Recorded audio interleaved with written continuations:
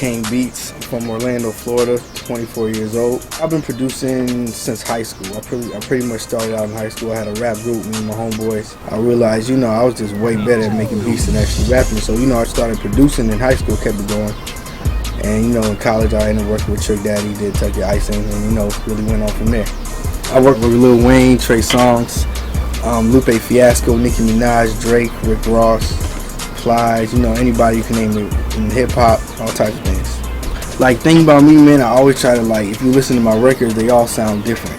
I try to always make something sound different. So I'm always, even if I'm doing a club record, I want it to be different from the last record I did. If I'm doing a pop record, I want to be different from the last record I did. Steady Mobbin, man, that record was crazy. I remember just being in my apartment. I was actually supposed to go in with OJ the Juice Man. So I did a record. I decided, I was like, yo, I'm gonna make this record. Made the record. He didn't come through. I went in with Titty Boy, and then he ended up taking it to Wayne. So Wayne heard the record, Wayne jumped on it, I think Gucci jumped on it, and Wayne ended up just keeping the record. Wayne, so creatively, he already has his lane, he already knows what he's going to do. So when you're working with Wayne, you kind of just, you're in the studio, let him do what he wants to do. He's going to take it where he wants to go. And your job really is there, to help him get his vision where he wants to be. And so when I first started making Steady Mobbin, I found this VST named Slim. So I was working on the record, pulled up the VST, and it was the very first sound I found. So I hit the sound, and it sounded like Arpeggiator's crazy sound right there. So then I just started messing with it, playing with it, and I came up with this. This was the first part I did on the beat, and I just came up with this part.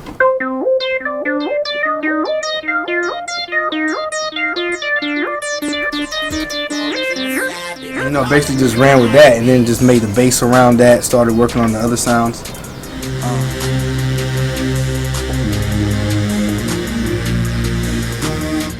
Just really basically just a simple bass, and then I just started working on the drums. Kick I use right here instead of Mobbin, just and it was just the basic crazy kick I have. I use it in so many records though, but I EQ it and change it every time. My brother came about. It was a record I was doing in the studio working, and I got when I mess with trumpets, I kind of have this progression I always mess around with. It's always like if you listen to the show goes on, or right above it, the trumpets are kind of that similar progression. So I was just messing on the keyboard, and this just basically came up with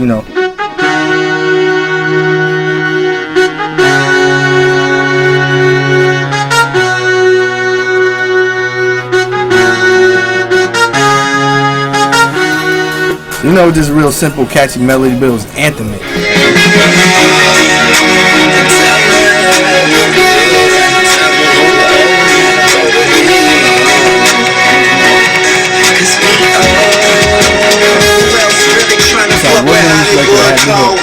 And I found the same VST I did Steady Mobbin, and I was just going through sounds, and I found this sound, BedRock, and I just was messing with it and came up with the melody like.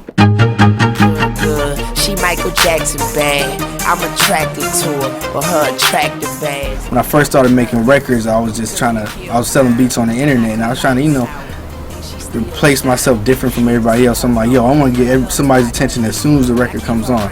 So I'm like, yo, Kane is in the building. And I'm like, yo, I'm just going to say Kane is in the building, nigga.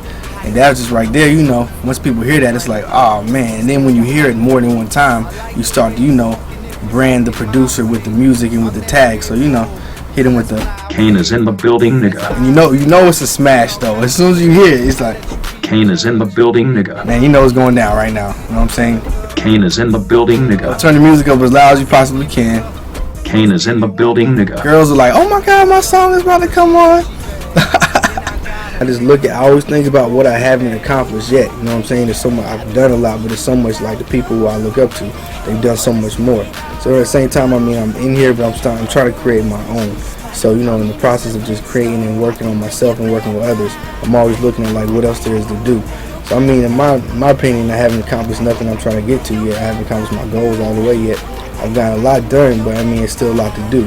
So that's just, the force that keeps me driving every day. The force that keeps me like, yo, this is where I feel like this is where I'm supposed to be.